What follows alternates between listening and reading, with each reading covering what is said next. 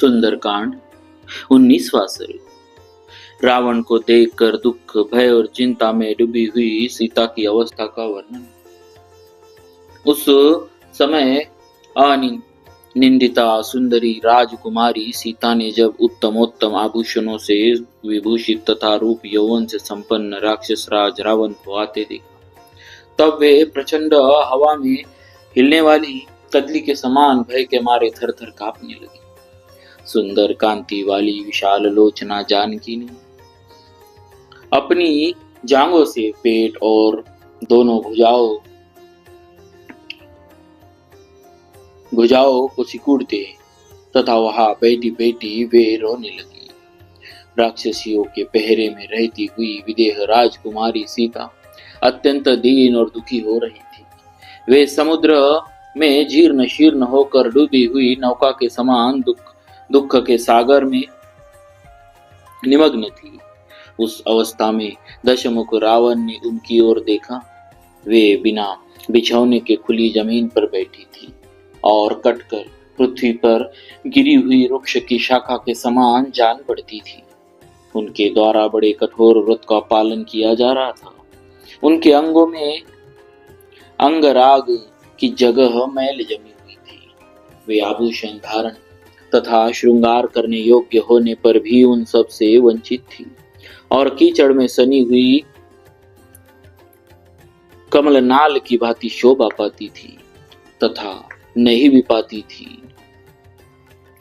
कमलनाल जैसे सुकुमारता के कारण शोभा पाती है और कीचड़ में सनी रहने के कारण शोभा नहीं पाती, वैसे ही वे अपने सहज सौंदर्य से सुशोभित थी, किंतु मलिनता के कारण शोभा नहीं देती थी। संकल्पों के घोड़े से जूते हुए मनोमय रथ पर चढ़कर आत्मज्ञानी राजसिंह भगवान श्री राम के पास जाती हुई सी प्रतीत होती थी। उनका शरीर सूखता जा रहा था। वे अकेली बैठकर रोती तथा श्री रामचंद्र जी के ध्यान एवं उनके वियोग के शोक में डूबी रहती। उन्हें अपने दुख का अंत नहीं दिखाई देता। वे श्री रामचंद्र जी में अनुराग रखने वाली तथा उनकी रमणीय भार्या थी। जैसे नागराज की वधू नागिन मणि मंत्र आदि से अभिभूत हो छटपटाने लगती है, उसी तरह सीता भी पति के वियोग में तड़प रही थी तथा धूम के समान वर्ण वाले केतु ग्रह से ग्रस्त हुई रोहिणी के समान संतप्त हो रही थी। यद्यपि सदाचारी और सुशील कुल में उनका जन्म हुआ था, फिर धार्मिक तथा उत्तम आचार विचार वाले कुल में वे ब्याही गई थी। विवाह संस्कार से संपन्न हुई थी तथा दूषित कुल में उत्पन्न हुई नारी के समान मलिन दिखाई देती थी।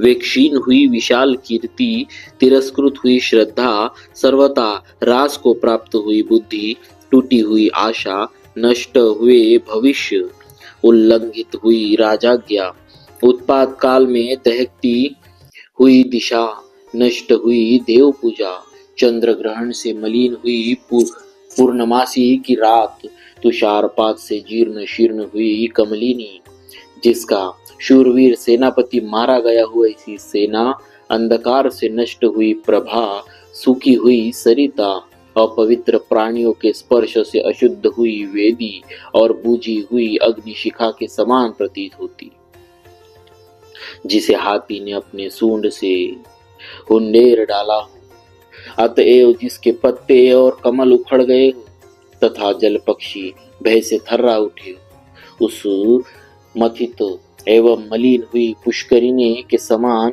सीता श्रीहीन दिखाई देती थी।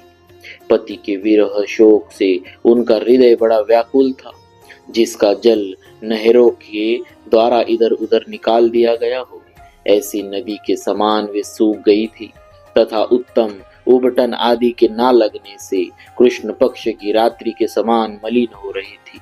उनके अंग बड़े सुकुमार और सुंदर थे। वे रत्न जटित राजमहलों में रहने के योग्य थी, परंतु गर्मी से तपी और तुरंत तोड़ कर फेंकी हुई कमलिनी के समान दयनीय दशा को पहुंच गई थी, जिसे युद्धपति से अलग करके पकड़कर खंभे में बांध दिया गया हो। उस हथिनी के समान वे अत्यंत दुख से आतुर होकर लंबी सांस खींच रही थी। बिना प्रयत्न के ही बंधी हुई एक ही लंबी वेणी से सीता की वैसी ही शोभा हो रही थी जैसे वर्षा ऋतु बीत जाने पर सुदूर तक फैली हुई हरी भरी वन श्रेणी से पृथ्वी सुशोभित होती है। वे उपवास, शोक, चिंता और भय से अत्यंत क्षीण, कृशकाय और दीन हो गई थी। उनका आहार बहुत कम हो गया था तथा एकमात्र तप ही उनका धन था। वे दुख से आतुर हो अपने कुल देवता से हाथ जोड़कर मन ही मन यह प्रार्थना सी कर रही थी कि श्री रामचंद्र जी के हाथ से दशमुख रावण की पराजय हो। सुंदर बरौनियों से युक्त लाल श्वेत एवं विशाल नेत्रों वाली सती साध्वी मिथिलेश कुमारी सीता श्री रामचंद्र जी में अत्यंत अनुरक्त थी और इधर उधर देखती हुई रो रही थी। इस अवस्था में उन्हें देखकर राक्षस राज रावण अपने ही वध के लिए उनको लुभाने की चेष्टा करने लगा।